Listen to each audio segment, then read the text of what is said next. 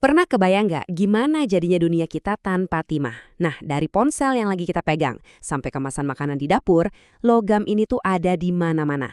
Dan di balik itu semua, ada satu pemain besar dari Indonesia yang udah beroperasi, coba tebak, selama 200 tahun. Hari ini, kita bakal bedah tuntas kisah PT Timah, dari sejarah panjangnya sampai gimana mereka beradaptasi di era modern. Jadi, kalau kita ngomongin PT Timah, ini bukan cerita yang baru mulai kemarin loh. Akar perusahaan ini tuh udah nancep dalam banget di sejarah industri Indonesia. Sebuah warisan yang usianya, yaitu tadi, 2 abad. 200 tahun? Coba deh, direnungin sebentar. Itu lebih tua dari banyak negara modern loh. Warisan sepanjang ini tuh bukan cuma soal gali-gali tambang ya, tapi ini soal membangun peradaban dan komunitas dari generasi ke generasi. Keren banget kan? Oke, jadi apa sih sebenarnya PT Timah itu?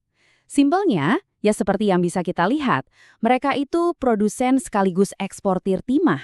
Tapi ada satu kata kunci di sini, terintegrasi. Nah, apa tuh artinya? Nah, kata terintegrasi ini nih yang jadi kunci kekuatan mereka. Artinya, mereka itu mengontrol setiap langkah dalam prosesnya. Dari paling awal sampai paling akhir, semuanya dipegang sendiri. Coba lihat prosesnya. Ini tuh kayak rantai pasokan yang sempurna. Mulai dari nyari di mana ada timah, terus ditambang, diolah, sampai jadi batangan timah yang kinclong, sampai akhirnya dikirim ke pabrik-pabrik di seluruh dunia. Semuanya dalam satu komando. Nah, ini yang namanya bisnis dari hulu ke hilir. Dan jangan salah ya, ini bukan operasi yang kecil-kecilan. PT Timah itu udah kayak sebuah ekosistem raksasa, punya banyak anak perusahaan yang kerja barengan. Jadi, mereka itu bukan cuma nambang, tapi udah ngebangun sebuah kerajaan industri yang jaringannya ada di seluruh dunia. Skalanya udah global. Oke, perusahaan dengan sejarah 200 tahun pastinya punya banyak banget warisan. Tapi, pertanyaannya, gimana cara mereka menyesuaikan diri dengan tuntutan dunia yang serba modern ini? Yuk kita lihat komitmen mereka. Ini nih pertanyaan krusialnya. Di era di mana isu keberlanjutan dan tanggung jawab jadi sorotan utama, gimana caranya sebuah raksasa industri lawas kayak gini bisa tetap relevan dan diterima di zaman sekarang? Jawabannya ternyata ada pada 3 huruf sakti ini. ESG. Gampangnya, mereka nggak cuma fokus ngejar profit, tapi juga pada lingkungan, yaitu planet kita, sosial, yaitu masyarakat sekitar, dan tata kelola, yaitu gimana cara perusahaan dijalankan dengan benar. Buat mereka, ini bukan sekedar ikut-ikutan tren, tapi udah jadi inti dari cara mereka berbisnis. Tampilan ini ngerangkum semuanya nih. Di satu sisi ada kebutuhan buat nambang secara efisien, tapi di sisi lain ada tanggung jawab buat menjaga kelestarian bumi. Nah, inilah seni menyeimbangkan yang harus dikuasai setiap perusahaan tambang modern. Gimana caranya mengambil dari alam tanpa merusaknya secara permanen? Di panggung global, jumlah produksi yang banyak aja tuh nggak cukup. Kualitas adalah segalanya.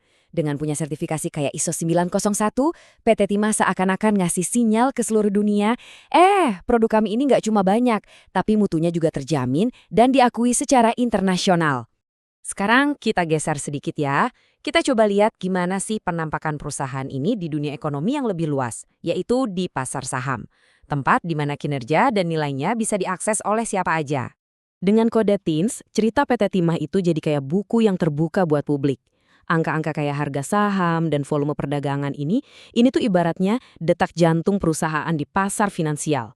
Artinya, siapapun bisa jadi bagian dari perjalanan mereka, dan kinerja mereka dinilai setiap hari oleh para investor dari seluruh dunia.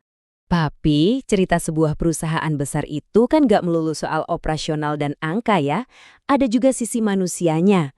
Mari kita intip peran mereka di luar area pertambangan, yaitu di tengah-tengah masyarakat. Nah, ini salah satu contoh nyata dari aspek sosial dalam ESG yang tadi kita bahas. Lewat kegiatan kayak Safari Ramadan, perusahaan berusaha buat nyambung lagi sama komunitas, mempererat hubungan, dan berbagi. Ini sisi humanis dari sebuah korporasi. Dan dukungannya nggak berhenti di situ aja.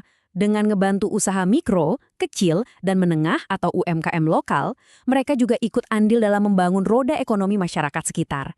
Ini tuh kayak investasi jangka panjang di rumah tempat mereka beroperasi. Yang ini juga nunjukin satu hal penting, kolaborasi. Dengan kerja bareng pemerintah daerah buat program sosial kayak pembagian sembako, ini nunjukin kalau mereka memposisikan diri sebagai mitra pembangunan di wilayah mereka. Jadi akhirnya kita kembali ke pertanyaan besar di awal, PT Timah ini adalah entitas yang kompleks, sebuah raksasa industri dengan sejarah yang super panjang, tapi di saat yang sama juga harus berjuang menjawab tantangan masa depan yang menuntut keberlanjutan.